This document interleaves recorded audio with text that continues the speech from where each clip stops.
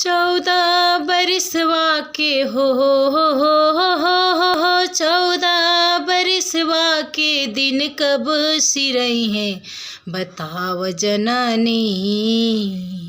बताव जननी राम कहिया ले आई हैं बताव जननी राम कहिया ले आई हैं। 14 बरिसवा के दिन कब हो रही हैं 14 बरिसवा के दिन कब हो रही हैं बताव जननी राम कहिया ले आई हैं बताव जननी राम कहिया ले आई हैं।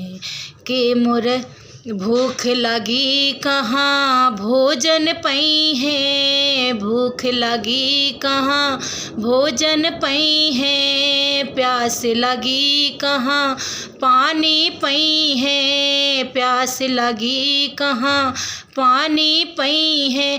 के मोरे राम जी के हो के मोरे राम जी के चरण दबई हैं बताव जननी। बताव जननी राम कहिया ले आई हैं बताव जननी राम कहिया ले आई हैं। 14 बरिसवा